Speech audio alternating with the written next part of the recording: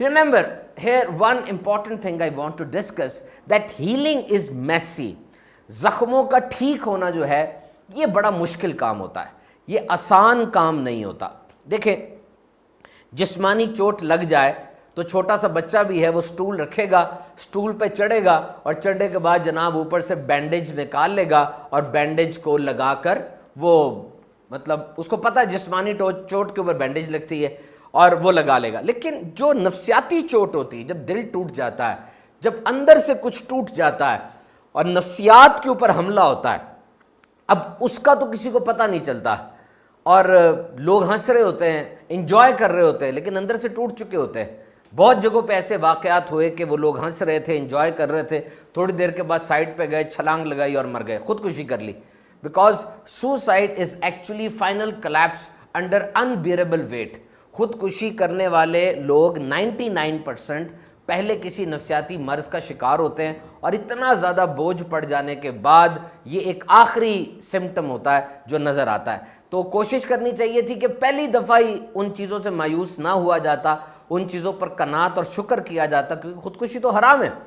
तो यहाँ पर यह बात याद रखें कि अगर नफ्सियाती तौर पर कोई बंदा मरीज़ हो गया तो वो अपने आप को ठीक कैसे करेगा, क्योंकि जिस्मानी चोट, देखें ये एक हड्डी होती है फीमर, ये हिप बोन से लेके घुटने तक होती है, बड़ी हड्डी है, पूरे जिस्म की सबसे बड़ी हड्डी फीमर है और इसके ऊपर सबसे ज़्यादा तजर्बात भी हुए हैं।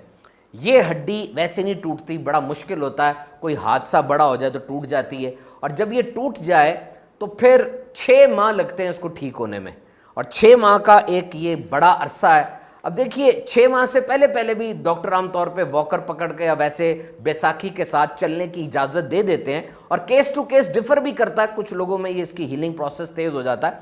लेकिन देखें, अब ये जो ज़ख़म हुआ, घर वाले भी कह रहे हैं बेड रेस्ट कर लो, आप खुद भी बेड रेस्ट करते हैं, सोजन तो नहीं पड़ गई, ज़ख़म में पस तो नहीं पड़ गई, खून तो नहीं निकल रहा, पट्टी कब तब्दील करानी है। जिस्मानी चोट को सुपरवाइज करना आसान होता है, जिस्मानी चोट के ऊपर देखभाल करना आसान होता है।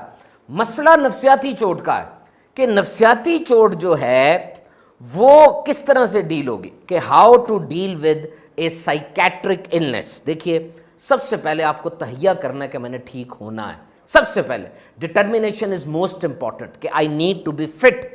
और किसी के पास आपने नहीं जाना। बहुत से लोग हमें फ़ोन करते हैं, मैसेज करते हैं, ओ जी ये हो रहा है, वो हो रहा है। देखिए, कोई आपके दर्द का दामा नहीं बनेगा।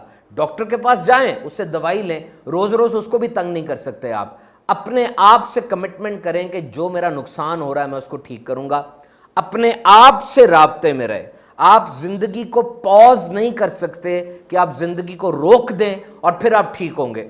जब आप नफ्सियाती तौर पे ठीक हो रहे होंगे उस वक्त भी बड़े हादसे होंगे। कोई घर में फौत हो सकता है, कोई रिश्तेदारों में फौत हो सकता है, कोई करीबी आपको धोखा दे सकता है, कोई करीबी आपको छोड़ के जा सकता है। इन तमाम चीज़ों को अपने मद्देनज़र रखते हुए कि मैं फिर गिरूंगा, फिर उठूंगा, फिर गिरूंगा, फिर उठूंगा, फिर आपने ठीक होना है।